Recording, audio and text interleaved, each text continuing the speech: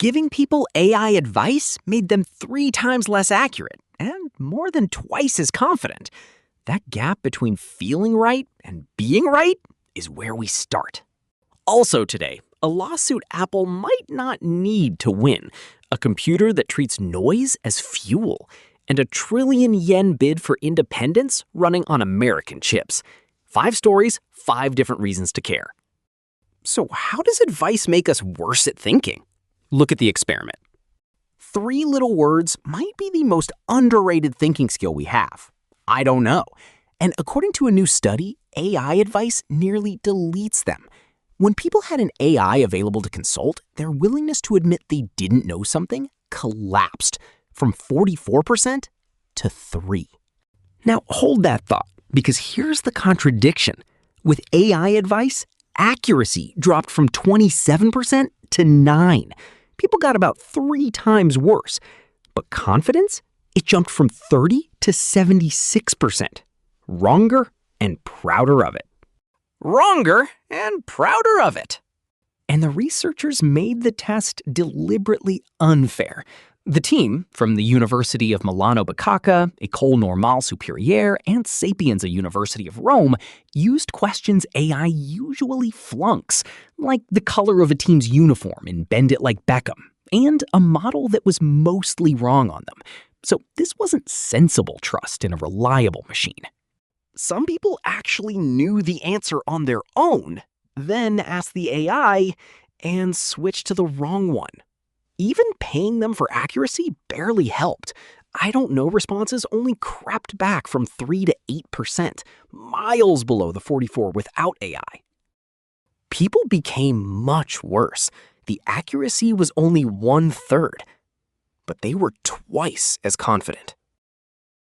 Wharton researchers have a name for this: cognitive surrender. And here's the part that gets me. It's not just that people trusted wrong answers. The mere availability of AI seemed to switch off the habit of noticing what you don't know. It's like a spell. Confidence up, judgment down. So, no, I don't read this as AI making us stupid. I read it as AI making us feel smarter while sanding down our sense of our own limits. A recipe for a planet of very confident armchair experts. These systems are built to always answer, never to say, I don't know. This study suggests we're learning to do the same. From the lab to the courtroom, Apple's new lawsuit against OpenAI might not need to win. Apple is suing OpenAI for trade secret theft, and the spiciest number in the complaint is 400. That's how many of its former employees Apple claims now work at OpenAI.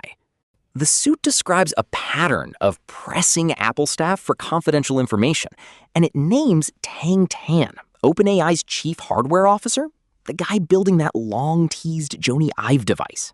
OpenAI's response? Prove it. The company says it's not aware of any evidence that this complaint has merit. And yes, right now these are allegations. Nothing proven. But look at the timing.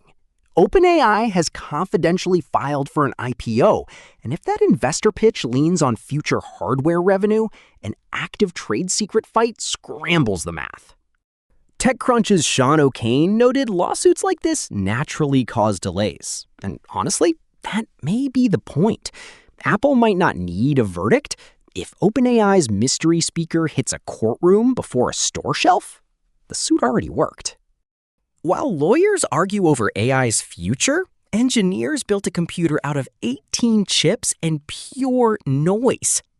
18 FPGAs, basically reprogrammable chips, wired together into one machine holding 1 million probabilistic bits.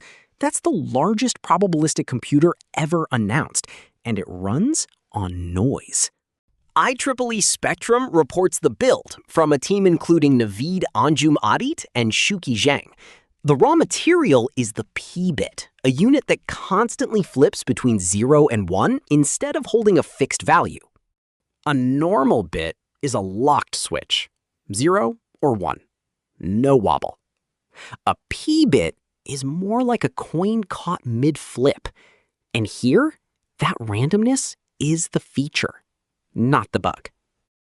Wire enough of them together, and the machine samples huge numbers of possible answers at once, like a puzzle solver that sees every arrangement simultaneously instead of checking options one by one. The target is optimization problems, routing, scheduling, the puzzles that get vicious as they scale. The claim is this machine may solve ones regular computers choke on. May. It's announced, not proven. I'd started on the mystery of my missing socks. But honestly, 18 chips turning noise into answers is a genuinely different way to compute. And this is the biggest test of it yet.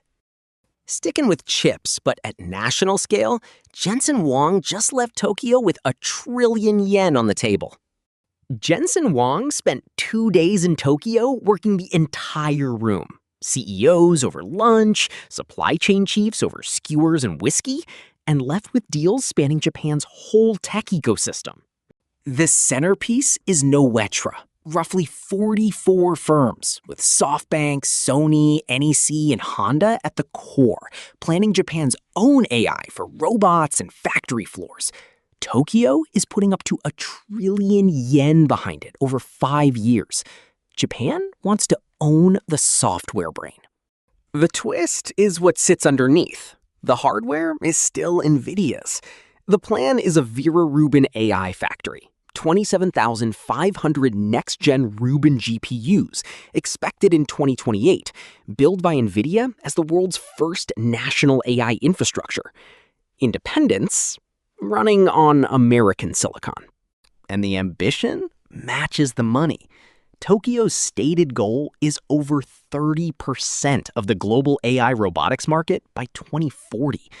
Japan clearly doesn't want to rent its factory floor's brain from the US or China forever. Right now, though, the landlord wears a leather jacket. And to close, a different kind of ambition. A nonprofit spending $400 million to make AI public. A farmer in rural India photographs her dying crop, hoping AI can identify the problem. But the AI that could help barely speaks her language. A nonprofit called Current AI calls that the bug worth fixing. Their answer comes in 2 pieces. Suno Sutra, a pocket-sized device running AI offline in 22 Indian languages, no internet required, and AlphaChat, an open-source chatbot assembled in 7 weeks by 10 organizations, with Hugging Face and Mozilla among them. CEO Aya Badir's pitch is blunt. If AI is going to change every part of everyone's life, then, quote, there has to be a public alternative. Something like the World Wide Web, free for anyone. And here's the tell. The $400 million behind it comes from what Badir calls funders, not investors. Nobody's waiting for a payday. Whether a nonprofit can keep pace with big tech is a real question. But a public option existing at all is the story. The story I keep circling back to is that first one. The risk isn't AI making us wrong. It's AI making us comfortable being wrong. So hang on to I don't know. It's the one feature no model ships with. Thanks for watching. I'll see you in the next one.